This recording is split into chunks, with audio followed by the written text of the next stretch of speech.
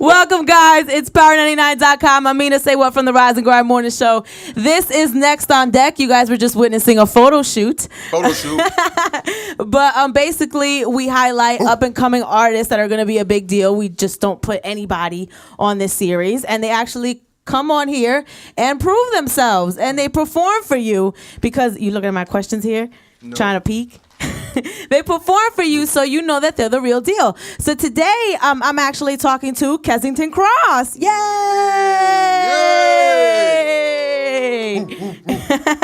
So Kesington is, would you categorize yourself as an R&B singer?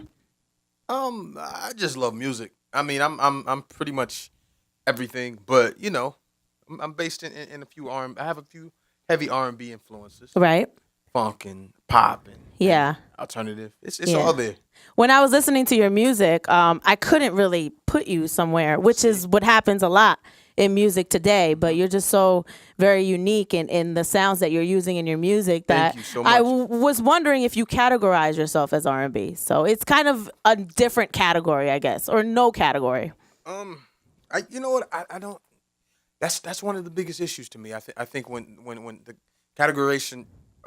Categorizing music artists is one of the biggest, I guess, per se, downfalls of, you know, the whole thing. I just don't think that it's appropriate. I think that music is music and music is free, you know? So to take something like art and compartmentalize and chop it up and turn it into business, you know, it takes away from the beauty of it all. Mm-hmm. Yeah. Do you have a nickname? Kes? Kes? Yeah. Okay, so I can call you Kes? You can call me Kes. Okay. So you don't want to keep saying the whole Kesington Kross. That's Kross. catchy. How'd you come up with that? Is that that's not your real name, is it? It derived from my last name. Okay. So tell me a little bit about how you got into music and everything. And I know you're from Compton, but not really. Yeah. Yeah. Spent half of my life in Carson. I'm from Los Angeles, California, LA. I spent half of my life in Orange County. We lost everything and moved to Compton. Wow. And it was a culture shock and it was different, but you know, I wouldn't trade it for the world because it actually helped me to learn how to read a room and how to coexist with different walks of life, different people, and it also influenced you know, me to know how to strive on and push, you know, because, you know, I feel like adversity is where, you know, achievement, you know, grows from. And, right. You know.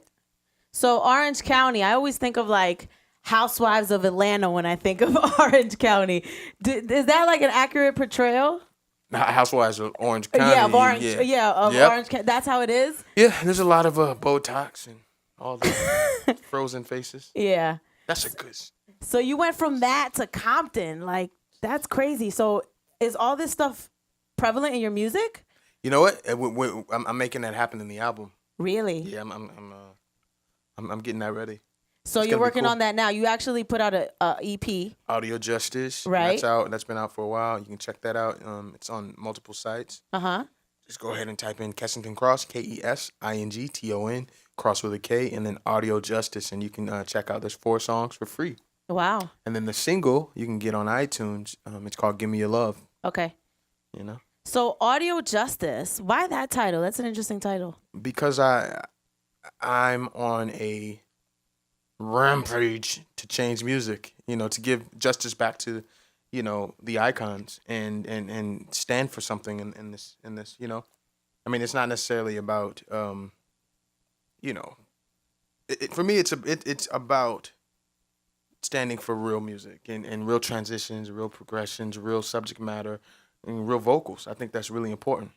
So are those the things that you feel like need to change in the industry? We need to go back to more of that? No, I don't necessarily think that, you know, things have to change in a sense that I think that there's room for everything. Okay. And I feel like it's leaning too far in a certain direction. Okay. I feel like there should be more of a mix, because I don't condemn any artist, because I know the struggle of wanting to become an artist, and then once you step into the position, how hard it is. You know, it's not an easy thing as much as people try to you know, throw it off and say, oh, you should be, you know, we're all, I feel like as artists, I speak for myself, I'm grateful for the opportunities, but you know, it is work.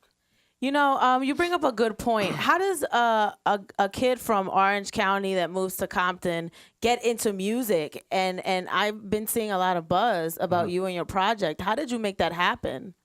Well, basically, I got into music first through my grandfather. My grandfather owned a record shop.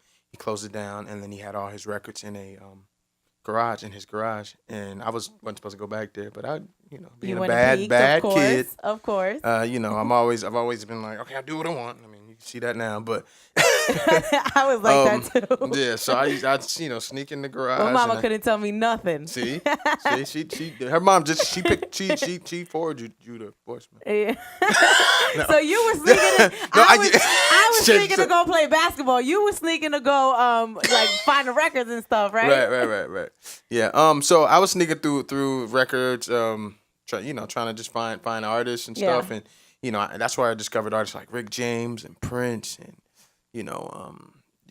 Annie Lennox, and I fell in love with it Annie. because it was like, I mean, it was before my time, but I mean, I've always been like, okay, if everybody's going this way, I'm going to go the other way. So I would hear records, and I would hear like a sample, and I would want to know where it came from, like get to the root of it. So I mean, I'm always research oriented, and that's when I discovered artists like Depeche Mode and really cool stuff, and I'm obsessed with the '80s because '80s music is that platform, and one of the first times where they mixed every genre seamlessly. Not to mention, we were coming out of the '70s, and they understood musicianship, but then they started, playing with, synthetic instruments. The synths came in the '80s, and that's when it got really interesting. And I'm obsessed with that whole time.